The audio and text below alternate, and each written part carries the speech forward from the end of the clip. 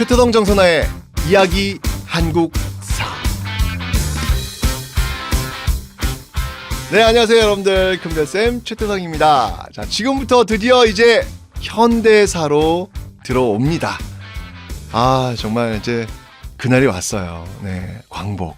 그죠? 1945년 드디어 광복이 왔습니다. 근데 이 광복이 참 이게 좋아야 되는데 이게 분단과 또 함께 오죠.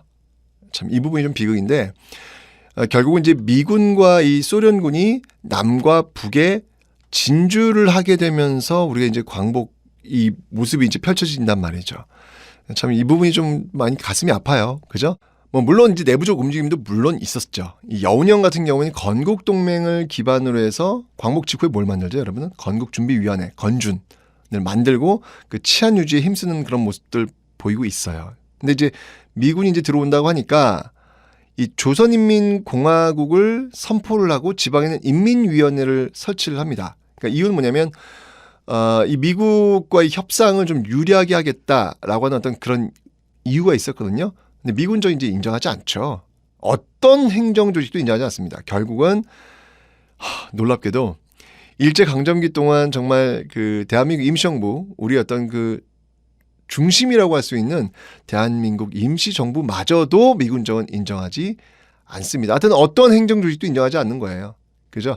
그러니까 이런 상황 속에서 이 주도권은 미군정 그리고 소련 군정이 가져가게 되는 그런 모습들이 보여지고 있죠. 이 1945년 그런 분위기 속에서 12월 이 모스크바에서요, 이제 미국, 영국, 소련의 그 외상들이 회의를 해요. 지금 이제 외교부 장관들이 이제 모여서 회의를 하는 것이죠. 이제 여기서 결정된 게 뭐냐면 바로 이 굉장히 중요한 겁니다, 여러분. 이 모스크바 삼국 외상회의가 어떻게 보면 우리 현대사에서 정말 큰 어떤 그 분기점이 된다라고 할 정도로 굉장히 중요한 결정을 내리는데 그게 뭐냐면 바로 임시정부 수립, 신탁통치 실시, 그리고 이제 이런 것들을 더 깊게 논의하기 위해서 미소공동위원회를 설치한다. 이런 내용이었거든요. 임시정부의 수립, 그다음에 신탁통치 결정, 그다음에 이제 미소공동위원회 설치.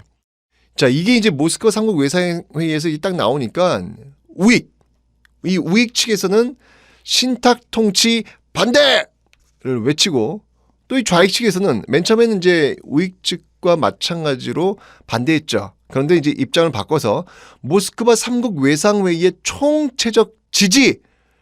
자, 이렇게 모스크바 삼국 외상회의의 반대와 지지로 우와 좌가 나뉘어서 부딪히게 됩니다. 이게 바로 이제 정말 좌우 대립의 심화가 나오는데요. 참 그때의 모습을 이렇게 바라보면서 참 가슴이 아프다. 이게 참 광복됐는데 또 이렇게 좌와 우로 나뉘어서 지금 싸워야 되는 것인가 라고 하는 그 가슴 아픈 또 장면이 등장을 하고 있죠. 어쩐지 그런 어떤 그 씨앗을 제공한 게 바로 이 모스크바 삼국 외상회의다라는 것을 좀 기억을 해놓으세요. 자, 아까 제가 그 모스크바 삼국 외상회의에서 이제 임시정부, 신탁통치, 그리고 이제 미소공동위원회 이게 나왔다라고 얘기했는데 요거에 의해서 이제 1946년에 1차 미소공회가 열려요. 근데 여기서 이제 미국과 소련 마저도 또 대립을 합니다. 왜 대립을 하냐면 미국은 이 미소공동위원회에 누구나 원한다면 참가할 수 있어야 된다라고 주장을 했고요. 소련은 무슨 소리냐? 모스크바 삼국 외상회의에서 미소공동위원회를 열기로 했으니까 모스크바 삼국 외상회의를 지지하는 사람들만 참석할 수 있다. 이렇게 주장하는 것이죠. 그러니까 뭐예요? 미군정은 우익단체들이 굉장히 많이 있으니까 그 우익단체들을 안아서 자기 어떤 편을 만들려고 한 것이고 또 이제 좌익 쪽 이제 소련 같은 경우에는 모스크바 삼국 그 외상회의를 지지하는 세력은 좌익 측이잖아요. 그러니까 좌익 측만 또 여기에 참가시키려는 것이고, 그러니까 서로 그 유리한 고지를 점령하기 위해서 대립하고 있는 어떤 그런 모습들이 나오고 있는 거죠. 뭐 결국은 어떻게 되겠어요? 이 결론 나겠어요? 안 나지. 그래서 결국 휴회를 하게 되는 거예요. 이런 상황 속에서 미소가 대립하고 있는 상황 속에서 이승만의 정읍 발언이 나와요. 이 이승만의 정읍 발언은 굉장히 중요한 또 의미를 갖고 있습니다. 뭐냐면 남한만이라도 그러면 임시정부 또는 위원회 같은 것을 수립해가지고 소련군 철퇴를 세계에 호소하자. 이런 주장을 해요. 자, 이렇게 되면 남한만이라도 임시정부? 허허.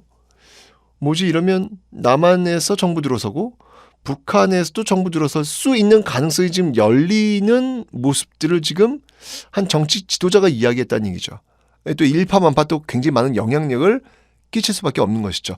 이런 상황에서 굉장히 긴장을 한 또 좌우 진영의 어떤 그 어떻게 보면 중도적 인사들이라고 할 수 있을 텐데 이 좌우 진영의 인사들이 모여서 바로 좌우합작 운동을 전개하게 됩니다. 이 좌우합작 운동의 대표적인 인물들이 누구였냐면요. 중도 좌라고 봐야 될까요? 이 사람이 이제 여운형. 중도 우라고 봐야 될까요? 이 사람이 이제 김규식. 즉 여운형과 김규식이 손을 잡고 좌우합작 운동을 전개하는 거예요. 근데 이 좌우합작 운동은 여러분들 초기에는 미군 정도 굉장히 지지를 합니다. 좀 부담스러웠어요. 왜냐하면 좌에서는 뭐 박헌영, 우에서는 이승만, 김구 너무 좌와 우의 극단에 있는 인물들이다. 이들을 중심으로 해서 정국을 펼쳐나가기는 미군전도 굉장히 부담을 느낀 거예요. 그래서 그 중도에 있는 중립적인 어떤 좌와 우, 여운형, 김규식 이런 사람들을 중심으로 해서 한번 좀 정국을 좀 안정화시켜야 되겠다라고 미군장은 판단했고 그래서 초기에는 지지를 했죠. 순항하는 듯 했죠. 뭐 그 과정 속에서 좌우합작 7원칙까지 발표된 상황이었으니까. 그런데 이제 결국은 이 좌우합작 운동에 뭐 김구라든지 이승만이라든지 박헌영 이런 사람들, 이런 당시 어떤 정치 거목들은 참여하지 않아요. 결국 그러면서 동력은 떨어질 수밖에 없는 것이죠. 자, 이런 상황 속에서 정말 어렵게 열린 2차 미소 공동위원회 또 열릴대요. 왜일까요, 여러분들? 똑같아요. 그 앞에 미국 같은 경우는 누구나 다 참석해야 된다. 소련 같은 경우는 있을 수 없다.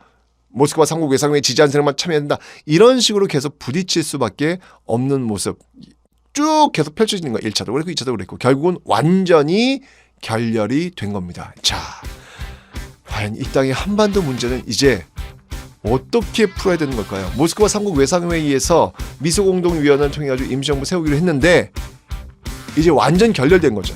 그죠? 어떻게 이제 우리 한반도의 운명은 정해질까요? 지금까지 큰별쌤 최태성이었습니다.